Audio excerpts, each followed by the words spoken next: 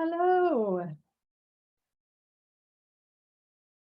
We're not going to start for a few minutes, but I wanted to see if I could figure out how to turn on closed captioning. So come on in, get settled, get a drink. I have my drink. And we'll get started right at the top of the hour. It's good to see you. I'm glad you're here.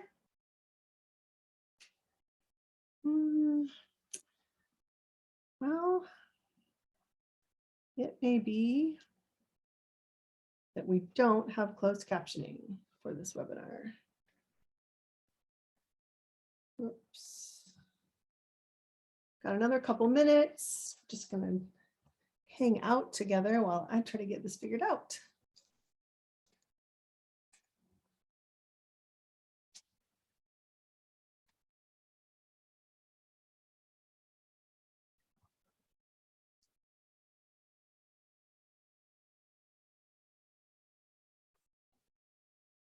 Come on in.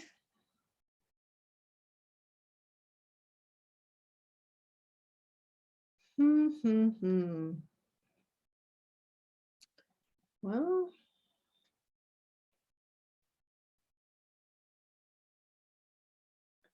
trying to figure out how to turn on closed captioning, and so far no luck.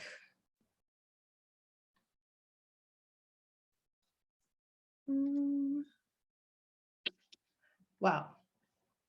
We're just going to get started in just a few seconds here. Yes.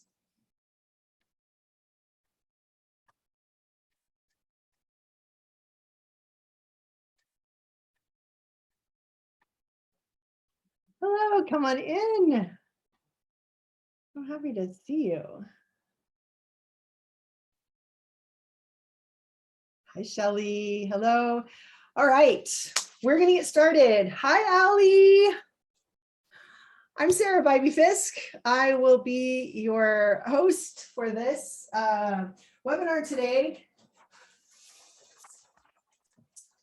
5 steps to stop people pleasing.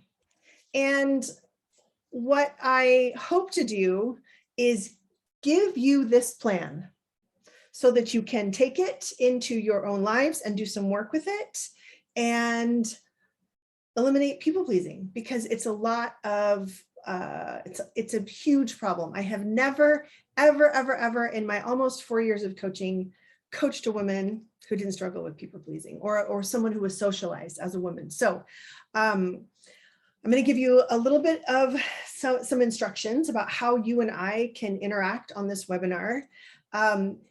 If you look at the bottom of your Zoom screen, there's a little Q&A box. If you open that up, it will send a question or a comment to just me. I'm the only one who can see it.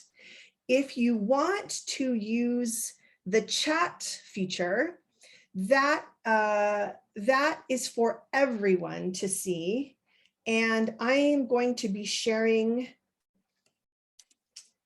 a Google Drive folder with you. I just put it in the chat. If you want to click on that, it has copies of these whiteboard notes for you to look at. You can take a screenshot if you'd like. You can write them down.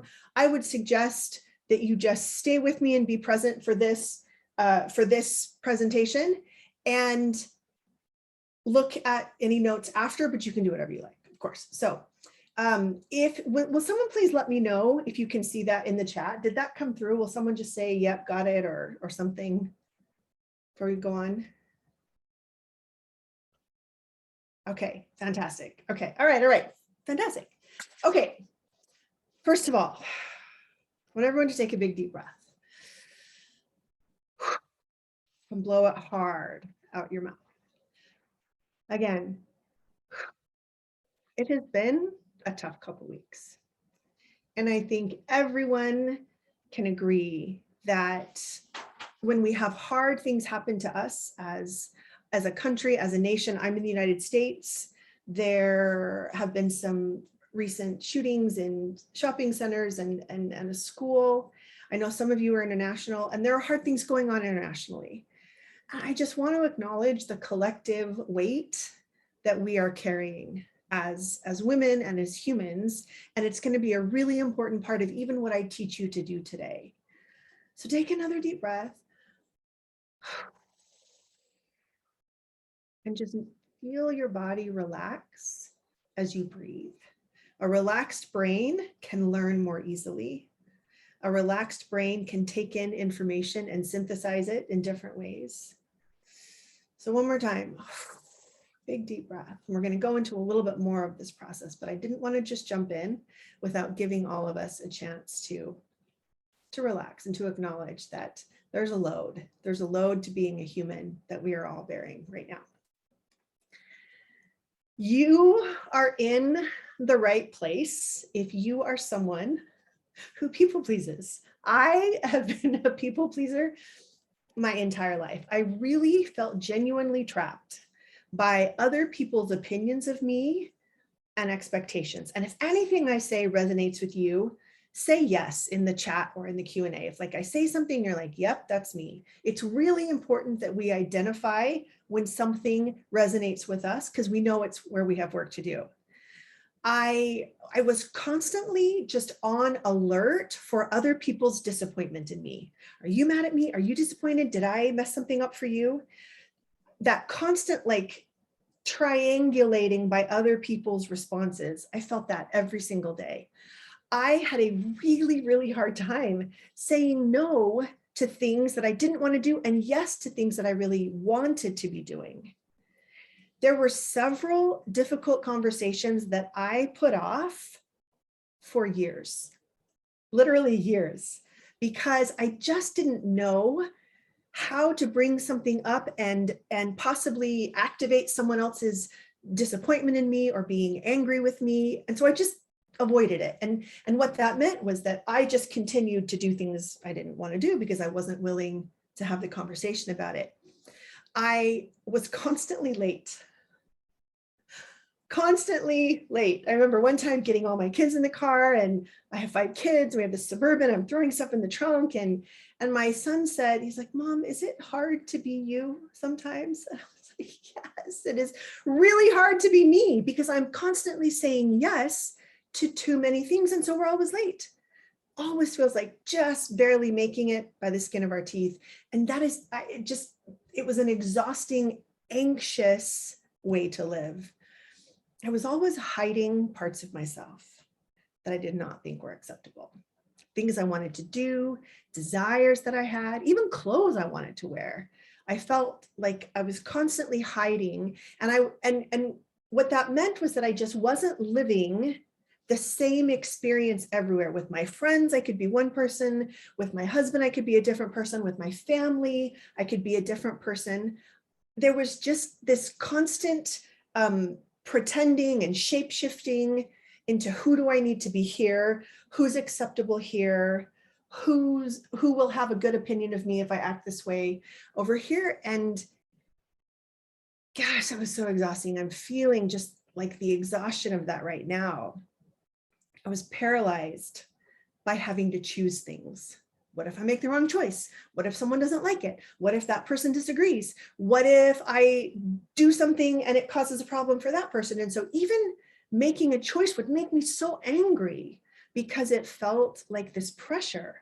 And so anger and resentment, I mean, I probably felt them almost, I don't want to say constantly because I don't want to be overly dramatic, but regularly, for sure, regular resentment, regular anger, regular envy of people who seemed to be able to take a break, people who were able to rest, people who were able to like take care of themselves and in different ways. And I just never thought that I could do that. So if any of that resonates for you, you're in the right place. And we're going to talk about how we can resolve this. I am a recovering people pleaser.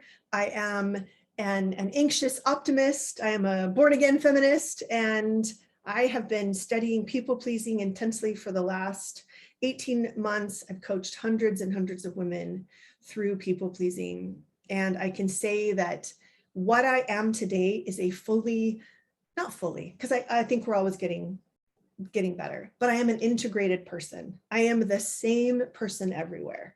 There are no parts of myself that I feel like I have to pretend or lie about or hide. And that is the feeling of freedom that I just never knew existed. And that's what I want for you. That's what I think the women of the world need, is to be fully integrated, to be able to show up as they are, to know what it is that they want, to fully trust and know what their feelings are, and to become that person in the world, whatever that means for you.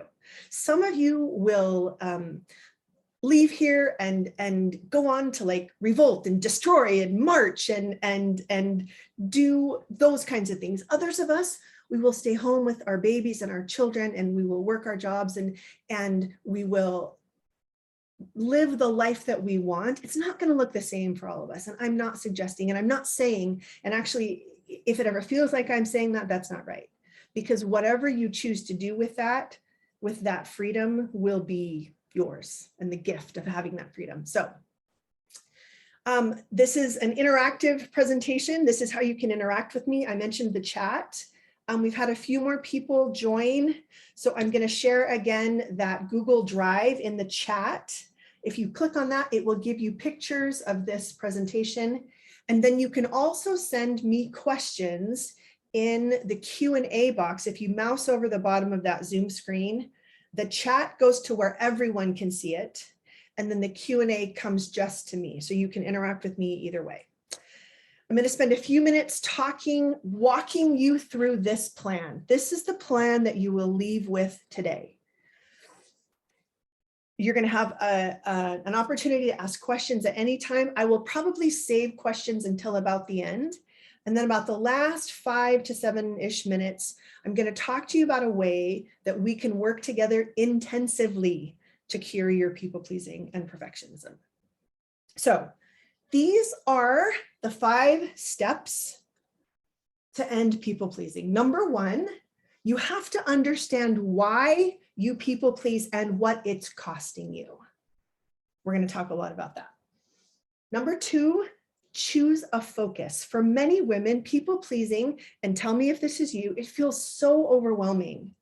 It feels like it's everywhere and affects everything. So number 2 is really important to help narrow it down and focus it to a manageable either relationship or situation, and we'll talk about that. Number 3, you have to feel your feelings. Number 4, have your own back, and I'm going to tell you exactly what I mean by that.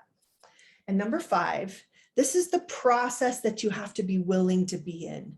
You have to try things. You have to evaluate what happened, and then you have to try again, repeat. So this is the plan. I'm going to walk you through it step by step. We're asking and answering the question here, why do we people please? And what's the cost? First, we're going to answer the why. Humans have needs. Maybe you took a psychology class. Maybe you are familiar with Maslow's hierarchy of needs. We need food, water, and shelter. We need security, safety, and predictability. And we need friendship, love, belonging, connection. And there just doesn't seem to be a way around that. Those are things that we need. Now, there are a few others that I'm not going to cover here. But here's what's important. When we are born, we first learn how these needs are going to be met by either our parents or our primary caregivers. That's what PCG stands for, primary caregiver. So maybe it's grandparents, or maybe it's someone other than biological parents, but we interact with our parents and we do things that they like and we do things that they don't like, and they let us know. There have been studies done that show when a baby smiles and its mother or father or caregiver reacts with another smile, what does that baby do? Smiles more, because it gets a positive reinforcement of that behavior. And that's what happens for all of us. Our parents and our primary caregivers, they teach us what they want us to do. And so we give them the behavior that they want, and then they reward us. They reward us usually with love and connection and belonging. They hug us, they kiss us, they say good job, they smile at us. We feel secure and safe. And we know that it's predictable that if I do this thing, I will get the reward. So people pleasing is not bad. It's not good or bad. It's the exchange of behavior for some kind of reward, and it's the way humans get their needs met. That's what I really hope each of you will understand. It's not bad. How many of you think your people pleasing is bad? It might be producing things that you don't like. It might have consequences that you're not really happy about, and that's what we're here to talk about. But it's not bad. It's the way we are taught. Specifically, I thought this was a good idea. Let's see. Okay. Here are, we talked about the rewards that we get. We get our needs met. But our primary caregivers, or our parents, I'm just going to call them parents from now on, those who take care of us, the big people in our lives, the big people teach us what roles they want us to take on. And a role is who we are expected to be. So right now, take a second and put in the chat or in the Q&A, who were you expected to be loved? I'm going to give you a couple other prompts to answer. It's my job to. I'm the one who. So either in the chat or in the Q&A, think about that for just a second and give me some of your answers. This is how humanity works. Big people take care of little people, and they teach them who they expect them to be. I was the oldest of 6 children. My mom had 6 children in 10 years. I was the helper. I was expected to help, and I was really rewarded for helping. Sarah, thank you so much. What would I do without you? Whenever I helped, I for sure could count on a pat on the back, a hug, and a word of gratitude. So I became the helper. That was my role. Okay, some of you, well-behaved, emotional partner, smile, smiling and accepting, expected to help mom whenever needed. I hear you. The peacemaker, easygoing, obedient, someone to offset the contention in the home. Yeah, I was the good girl. I was told that I was a good girl when I was quiet. It was my job to help you feel loved. Okay, now, are roles bad? No, they're not. They're not. We just want to look at the roles we were given and whether or not they still serve us. Sometimes they do, sometimes they don't. I love helping people, right? But I just have noticed that in my role as helper, I'm always looking around. Do you need help? Do you need help? What can I do for you? Are you happy? What's wrong with you? And I experience a lot of anxiousness, and I don't enjoy myself as much when I am in that role. So at my dad's funeral, his friend, hi Krishna, his friend said, I was the angel in the family. Yeah, if you're expected to be the angel, that's a role. So the second thing that our parents do for us is they teach us the rules of our very first group. Like, we know that as humans, we are designed to belong to groups. Our first group is the family that we have. In our family, we answer that question. What are the rules of the family that you grew up in? Rules apply to every group we belong to. So as we grow up, we join other groups. Sometimes it's a religious group or a school group. We're born into cultural groups, where we join civic groups and community groups. And every single group has rules. And we know we belong when we keep the rules. And so rules are what we are expected to do. So what are some of your rules?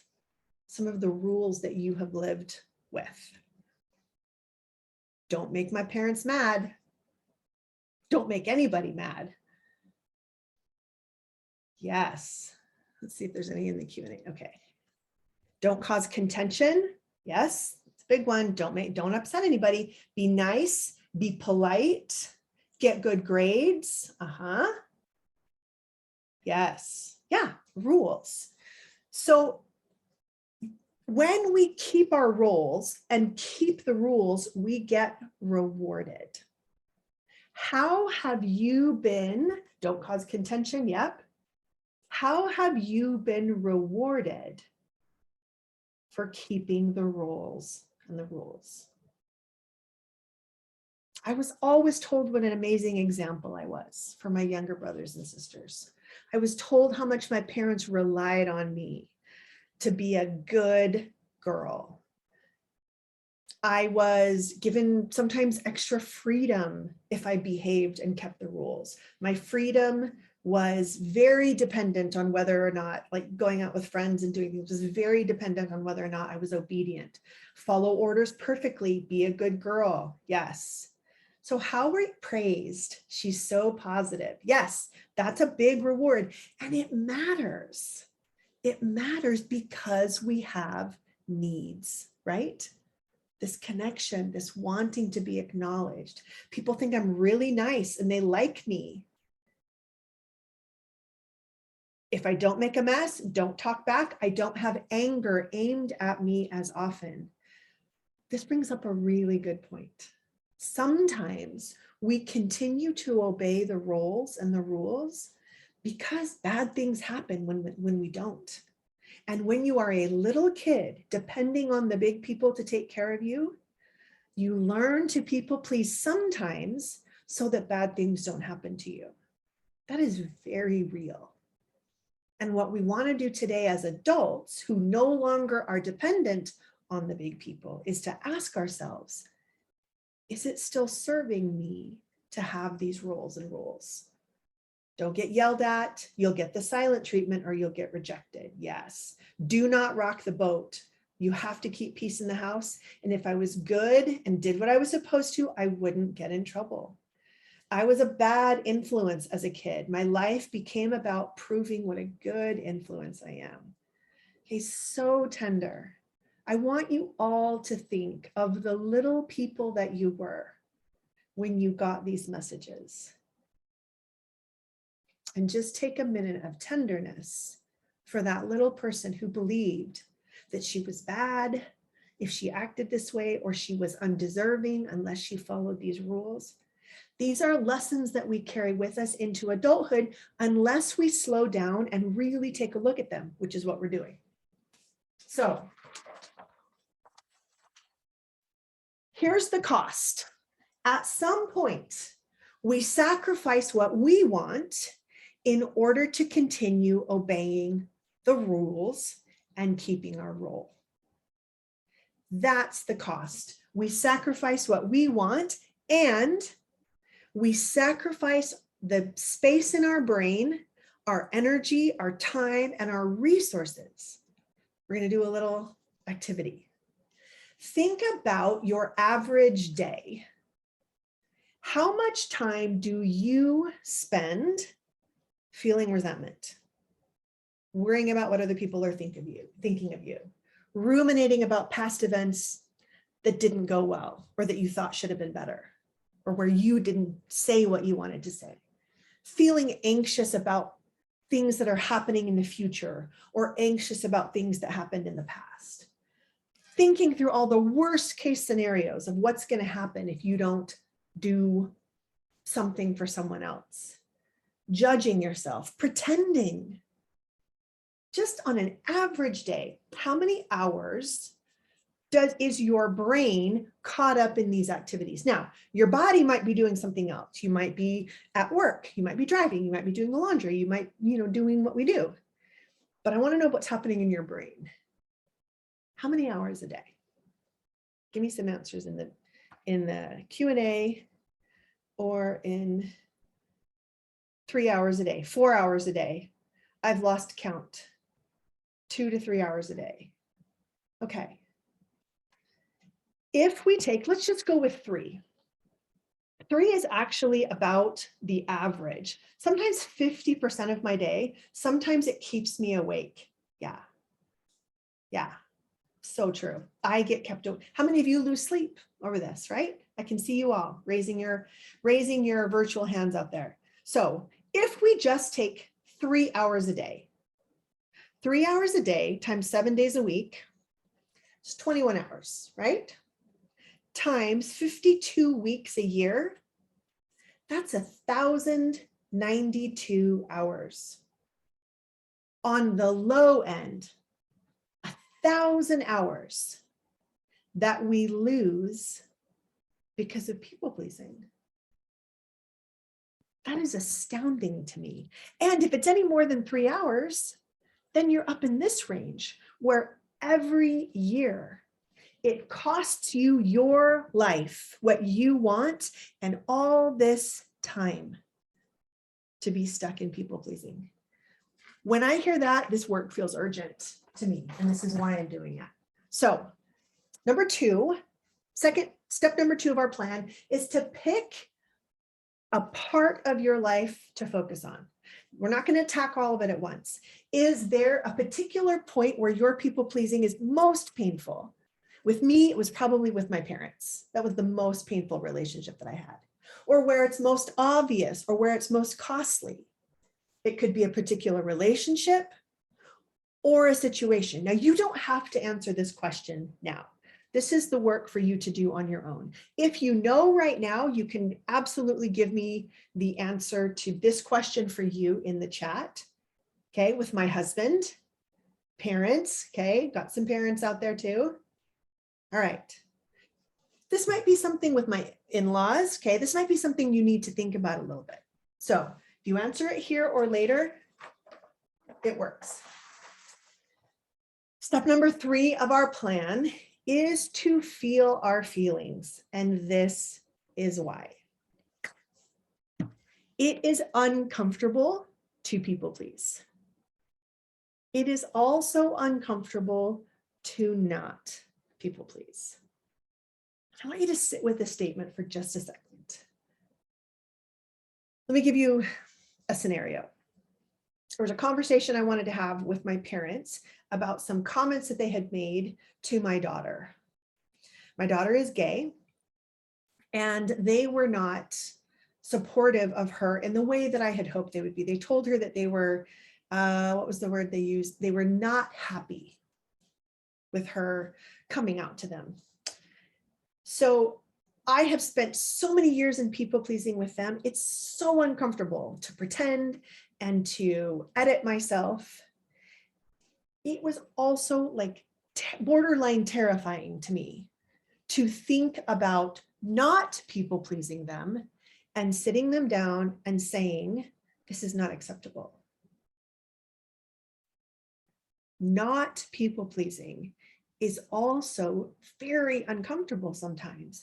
And so that's why we have to learn to feel our feelings so that we can learn that it's okay. Feeling your feelings essentially teaches you this is a sensation in my body that although I don't love it, I can handle it.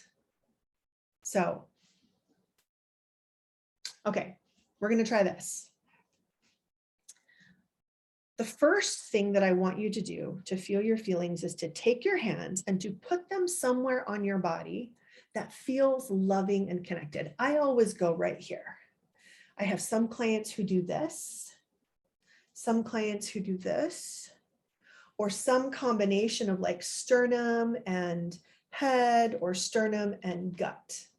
Everybody got a place? Take a big deep breath. And imagine being in a situation where you are not going to people please and you're going to feel really guilty or afraid. I was terrified to go talk to my parents. So imagine being in that moment of terror and connecting to your body. I call this self-connection. And breathing and then just naming, this is fear. I'm feeling so much fear. breathing deep, deep, deep breaths. You can breathe out quickly, or you can breathe out slowly. And I want you to say to yourself, I'm here, I'm listening. This is the first step in feeling our feelings. We connect to the feeling, we connect to the place where we're having the sensation. Take big, deep breaths, name the emotion, and then say, I'm here, I'm listening. This makes sense. Of course you're feeling afraid. Of course you're feeling anxious. It's okay. And we love on ourselves in the moment of that intense emotion as a way to not resist it, but just say, yeah, this makes a lot of sense. And we breathe as we let it wash either over or through our body. We can actually physically feel the feeling coming down. This is essential work because not people pleasing does not feel good.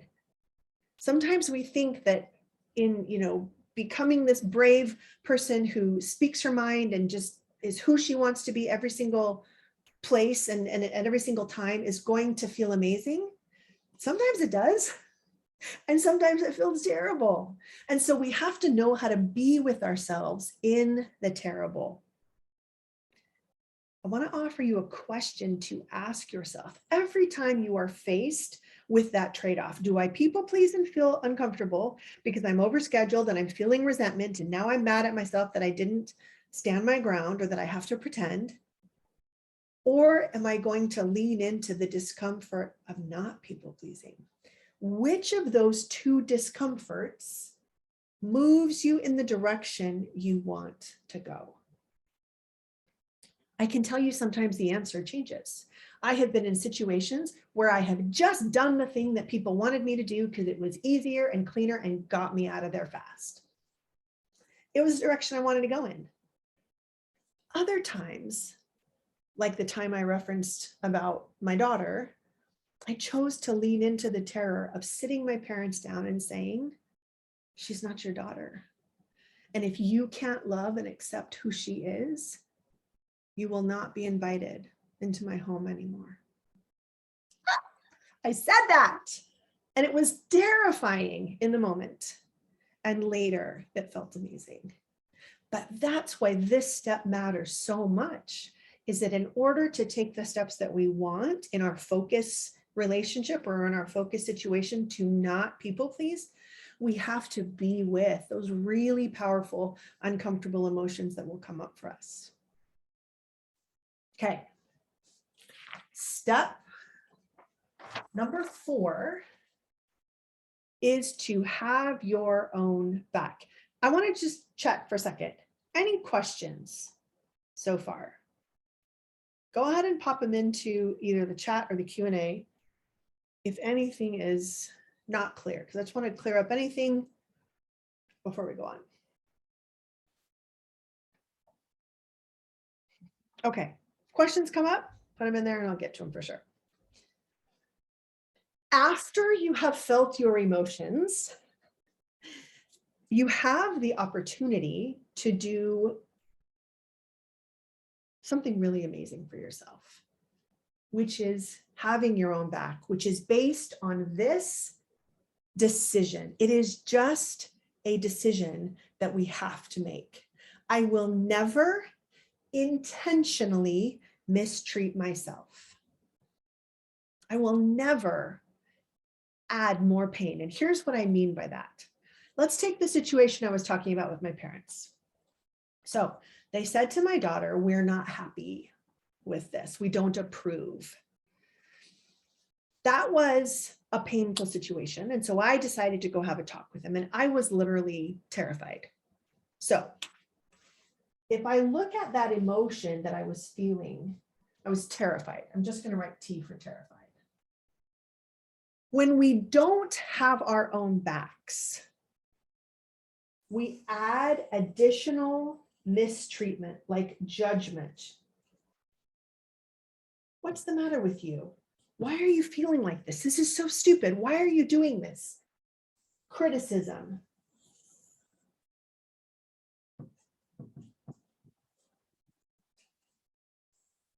Doubt.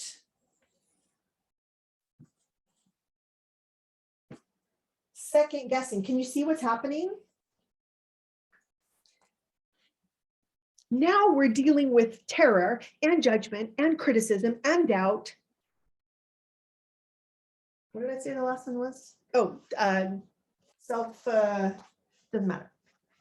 Now, this uncomfortable experience that we're having, this painful experience, is even bigger because we are mistreating ourselves. There is going to be moments when you feel pain, discomfort, uncomfortable emotions. And when we judge, criticize, blame, doubt, second guess ourselves, we just make it more painful. And so at its heart, this decision means I am just going to feel whatever pain there is, because humans have painful situations, and I am not going to make it worse by mistreating myself, period. I'm not going to do it. I'm not going to beat myself up. I'm not going to talk down to myself. I will not judge, criticize, or blame myself. I'm just going to feel the pain of whatever has happened. It was really hard for me to hear my parents say that they were not happy with my daughter. It's really hard for me because I'm a regular human who just makes mistakes. I mistreat other people. The other day I was really, really unkind and rude to my husband. It was painful to see that. But rather than say, what is the matter with you? You always do this. You're never going to get better. You've been trying to do this for years. What's your problem? Why can't you stop? I didn't do any of that. I was like, that was really mean. That was unkind. It's painful to see myself treat someone else that I love this way. And I'm just going to be with that pain. And I am not going to mistreat myself. This is the single most important decision that women can make. To not add additional mistreatment of themselves when things go wrong, because we're so used to blaming ourselves, right? We should have known, we should have planned better, we should have thought of that. And it just makes a painful situation exponentially more painful. So step number 4 is that you will have your own back. All right, I'm going to check in. What if this is, of everything I've said, what makes sense and what doesn't make sense? I'm going to grab a quick drink. Tell me in the chat or in the Q&A. Okay, I have a question here. And Rachel, it's a great question. I'm going to save it till the end. But yes, I see that and I will answer that. Okay.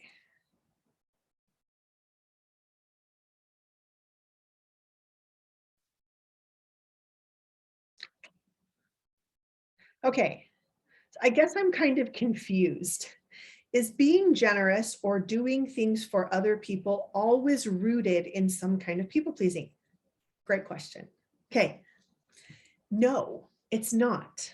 What matters about people pleasing is the way you feel inside while doing it. You could have 2 women who are making a holiday dinner. Let's take that example. Woman A over here is resentful and angry. She overcommitted. She invited more people than she wanted to invite. She is not getting the help she wants. She's angry and she's resentful. Woman B has she's doing the same outside things, but she chooses to do it. She has made a choice that I want to make this dinner. She has taken care of herself in the process. So being kind and generous on the outside is not a good measurement of whether or not it's people pleasing. It's about the internal experience you're having. That's a great question. Thank you. Okay. Chrissy, I love the point that either way is uncomfortable. Hey, Krisha, it's all spot on. My husband calls it piling on guilt on top of other problems. Exactly. This is the pile on. And what we do when we have our own backs is we say, no, I will not do that to myself. I won't take something that is already painful and make it painful. Make it more painful by the way I treat myself. Okay. Rachel, is people pleasing neutral? Yes. Yes. And by neutral, what we mean is there's not really it's not good or bad. It's about the internal experience that you are having as you are doing it. I still choose to do many of the same activities that I did before all this.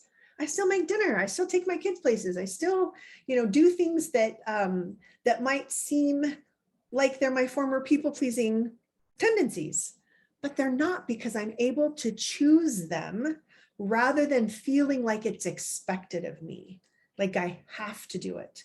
There is choice. Okay, I hope that's helpful. And Kimberly, I see your hand raised. I'm not going to bring anyone on camera today to do any coaching. If you have a question, if you could just put it in the chat or in the Q&A, I'll answer it for you there. Thank you. Okay. So this is a skill that takes time and effort and trying again, which is why we have step number 5. This is the cycle, or the cycle that you have to commit to being in long term. To work on your people pleasing, you're going to have to try things. I'm going to give you one specific skill to try right now. I'm going to go over it in just a second. Then you have to be able to evaluate what you tried. There's really 3 questions to ask yourself to evaluate what you tried. What worked? What didn't work? And what will I do differently? So once you try something and you evaluate it, you try again. You repeat it again with love. Love for yourself, love for the people that you're trying to disentangle yourself from. Because again, this is just the way that humans get their needs met. People pleasing is not the problem.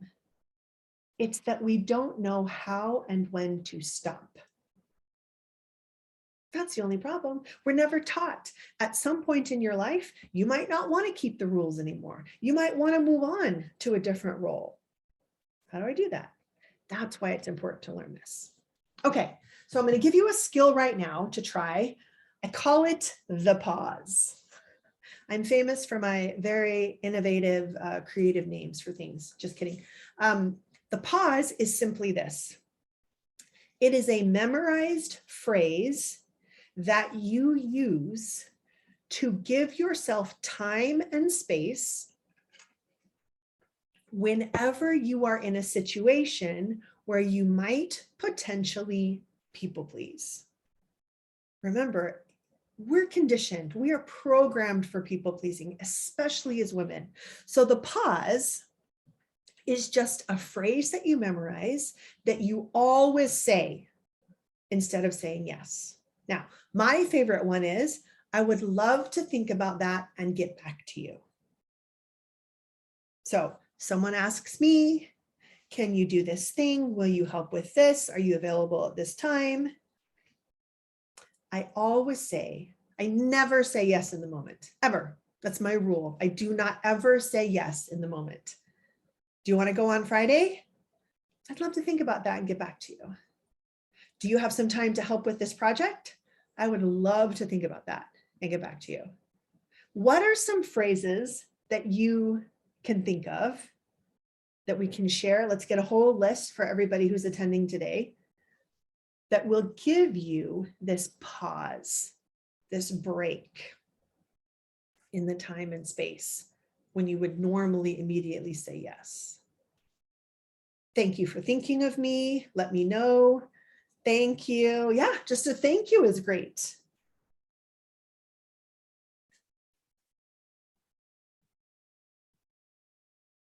Oh, my friends call these showstoppers, something I used to say, oh, okay, to let them know that I hear them. Let me check my calendar. Oh, that's interesting. Thanks for checking in. Let's talk about this soon. Let me get back to you. Yeah, just let me get back to you. It's so interesting. Imagine for just a minute, you are in a situation where someone is asking something of you and you use the pause, you use your phrase. What might you be likely to be feeling? Some nervousness, maybe. Some guilt for not saying yes immediately. Some obligation. Empowered, I hope. But again, not people pleasing also feels uncomfortable. So we also have to be at least aware of the possibility that when we say, ooh, let me think about that and get back to you, then we might be feeling a little guilty and we just need to say, okay, yeah, you're feeling some guilt. This makes a lot of sense. It's okay. It's all right. It might feel not natural. Yes. Yes. So much of what we just do all the time feels natural. And it's just because we've never done anything different. So again, we want to plan on feeling our feelings and giving ourselves some time to just process and love on ourselves when we're feeling uncomfortable. I'd love to be able to help. Let me check and get back to you. Yes. I'm super excited about this. Let me reflect on when this can fit into my priorities. Excellent. Can I give you another one? How about no, thank you? Could you imagine saying, oh, thank you for, no, thank you. That's not something I want to be a part of right now. What just happened?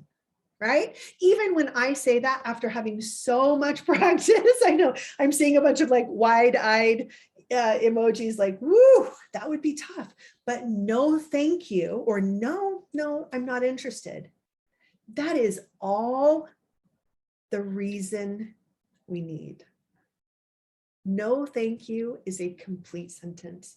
And so I want to offer it. Now, the pause is if you can't say no in the moment. We all need steps in between. I use this all the time. Even if I know that I'm not going to want to do it, I still will sometimes give myself the pause. Someone said, thank you for asking, but I'm not available. Love it. Oh, Michelle, thank you. Yeah. How can you respond? This is a good question, Cindy. Thank you. How can you respond when people want to do something like eat something in the moment, when it needs an immediate response? I'm not entirely sure what you mean by eat something, or maybe they want to go out to eat. That's when you take a minute to feel your feeling about that. What do I want? Do I want this? And then you respond appropriately. Eek, that sounds mean and selfish, even though it's respectful. Missy, I love that you said that. The two worst words that women can be called are mean and selfish. Isn't that true? Like, we want to do everything to avoid being mean and selfish, but remember, we are sacrificing, we are being mean and not taking care of ourselves to do things for other people. That's the self that we're sacrificing. Yeah, and it is going to feel highly uncomfortable, which is why we breathe, which is why we connect with our bodies, which is why we tell ourselves, this makes a lot of sense. And we practice and we evaluate and we try again. So let's say that we try the pause and then the person presses us and then we give in. So what worked is that we used the pause. What didn't work is that when the person pressed us, we gave in. So what will I do differently next time? When they pause, or excuse me, when they press us, I will stick to, I'm going to get back to you about that.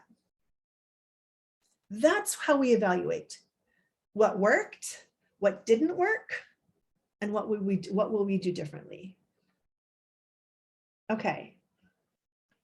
I know you were expecting me to say yes. This time doesn't work, so I have to say no. Michelle, I love that. It's so honest. Yeah, I know I can. And here's the thing. Can we understand why people ask us to do things? We're amazing. We get everything done, right? We help all the time. Of course, they're asking us. It makes a lot of sense that people are asking us. And it's a no. I can understand that you want me to do that. Totally. It makes a lot of sense that you're asking. And this time it doesn't work for me. I love that response, Michelle. Being respectful for others and me. Yes. I have to give you an answer. If I have to give you an answer right now, I have to say no, but let me think about it and get back to you. I love that one. What can I do when someone does not accept my no? Okay. You reiterate, it is a no for me right now. I understand what you want. Pamela, is such a good question. I understand what you want. It's a no for me. I love you and it's a no. I love that, Missy. Yeah. Okay, so Cindy, asking to eat something like a dessert that you don't want and they keep pressing. Yes, I love you, but it's a no. I love chocolate cake, but it's a no. It's not something I want to do. You at a certain point, and again, we're going to keep bumping up against this as we try. Some things will work and some things won't work, and then we'll try again, but with love, having our own back. So, what do you think? What do you think of the 5 steps? Do you have any questions? Where do you see yourself starting? I'm going to answer Kimberly's question and then take some other questions. Okay, how can I speak to my child in a way that helps them feel encouraged, but not worthless when I kindly but firmly help them take accountability for poor choices and teach better options? How can I catch him being mature, thoughtful, compliant, etc., without him feeling he has to be on top of his game to be loved? That is a great question. Here's my suggestion. You do exactly what you say that you are trying to do here. You catch him like, hey, I noticed you did the dishes. Thanks. I noticed your clothes are picked up. I noticed you were on time for that class. So you catch them being mature and thoughtful and compliant, and you tell them he doesn't have to be on top of his game. You don't have to be perfect. I love you no matter what. Here is, it sounds like, Kimberly, and if this is the Kimberly that I hope I'm speaking to, you have rules for your children. We all, right? We all have rules for our children. One of my rules is, if you take my car and speed with it and get a ticket, just to throw out an example, you don't get to use my car anymore. So if we're talking about something where rules have been broken, then, sweetheart, I love you. And I totally understand that you want to drive fast, especially when you're late. The problem is police give tickets for that. Tickets cost this money. And I have a rule that my car doesn't break the speed limit. So I love you and you're grounded. I love you and I'll need the keys for a week. We told everybody makes mistakes, of course. And you can have your keys back in a week. Doesn't have anything to do with you. You're not a bad, terrible person. But my car doesn't break the speed limit. That's the rule I have for my car. When you're old and you have your own car, your car can do whatever it wants. So Kimberly, if that's helpful, let me know. And we can even talk more about that. Okay, Michelle, it's like working out and retraining a muscle. When we strengthen it, it doesn't hurt as much. I love that analogy. Yes. Amanda, whoa, this is really blowing my mind to think of saying no more than once without being defensive or frustrated. What really helps me to say no more than once is like, of course they're asking me. I'm amazing. Of course they want me to do this. It makes all the sense in the world that they would want me to do this. I don't have to do it. Just because they want it doesn't mean anything. It doesn't mean anything about them and it doesn't mean anything about me, right? But For me, it is a no. It's not something that I have time for or even want to do. Yes, of course they're asking. Of course my parents are disappointed that my daughter is gay. Yeah, it makes a lot of sense for what they believe, for what they were taught. It makes a lot of sense. Am I going to allow that into my home? No, of course not. But it makes a lot of sense. Okay, so what I hope is that you will take these steps and try them out. You will put together a plan with a focus situation or relationship. You will feel your own feelings. You will have your own back, and you will try things. You will evaluate what happens, and then you'll try it again. I work with women in a group coaching setting to do just this. People pleasing can be an ongoing job, an ongoing work for many, many women. In our people pleasing group, I teach you lots of other skills to try. We learn the skill of wanting, how to know what you want. How do I decide if I want to act on what I want? We learn how to deeply trust the feelings that you have to be a guide in your life. Women are told over and over and over again that we are overly emotional, we're not logical, we're unreasonable. What we feel is crazy. Don't even get me started. And what that means is that we learn the opposite of trust. We learn to distrust and disregard our feelings and emotions. In the 16-week masterclass, we learn to trust that. We learn to tap into what it is that you really want for your life, that thing that you've been sacrificing, the freedom that you want to have. I teach you how to find it and to trust it. It's very, very often that women need accountability and they need to focus on something on a weekly basis. That is what the 16-week masterclass is designed to do. We take 15 women, we put them in a group together. It is amazing what happens because you learn two different ways. You learn from the experience of other people. You learn, oh my gosh, my people pleasing is just like hers, or I do that.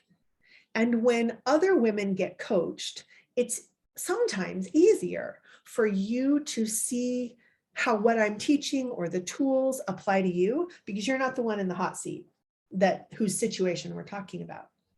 But then you also get a chance to be coached directly by me. This is really helpful in the evaluation phase because sometimes we don't know what worked. We don't know why it worked. And we don't know what we will do differently.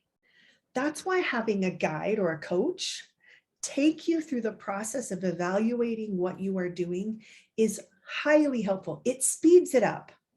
I have no doubt that anyone here who is determined to curb and eliminate their people pleasing will be able to do that by following this plan. Having a coach just speeds up the process because I help you to identify the obstacles, the things that are in your way. Sometimes it's what you're thinking that's in the way. Sometimes it's a belief that you have that you didn't even know you had until I point it out to you, or until you hear some other woman in our group talking about it and you realize, oh my gosh, I didn't know that I believed that until I heard her say that. So then having the courage to try again. I coach the women in my group relentlessly to have their own backs. I do not let anyone get away with beating themselves up in any way. If that's a problem for you and you need help with that, here's what I want you to do. If anything in our presentation, my presentation today, or in what we have talked about, comes up for you as like, oh my gosh, I really want to either know more about that, or I want to talk more about that with Sarah, you have each gotten an email in the inbox of the email that you use to register for this webinar with two things. Number one, it will have a Google Drive folder where I will upload the recording of this webinar so you can watch it again later. Number two, it will have a link to sign up for a consult. A consult is a conversation. It's a 30-minute conversation where you and I talk about your impressions of the plan, where you're going to start, where you think you might have problems, and then whether or not it's a good idea for you to sign up for this additional 16-week coaching program. It is 16, the weeks are not consecutive. It's over about an actual 5-month period. We're going to start June 29th, at the end of June, and we're going to go through October. It'll get you ready for the holidays at a time when lots of people-pleasing opportunities become available. It is $3,500. That's payable with payments. There are scholarship options available if that's not something that fits in your financial budget right now. I want to have the chance to talk about this with you if you are at all curious about it. So find that email, sign up. There's several times over the next couple weeks that I can talk with you about it. I'm going to give the dates and times one more time. I'm actually looking in my binder to make sure that yes, we start June 29th. And then we go all the way through October 26th for this next 16-week masterclass, Stop People Pleasing.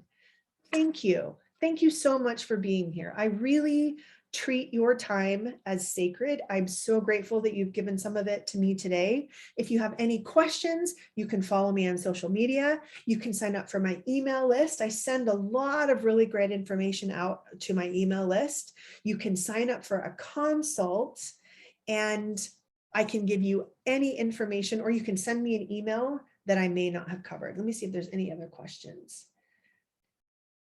Okay, so the 16-week program is a group coaching program, and we will be meeting, I can tell you right now, we will be meeting on Wednesday mornings from 9 to 10 a.m. Pacific. All right, thank you. If you have any other questions, I look forward to hearing from you. Have a great week, everyone. Bye-bye.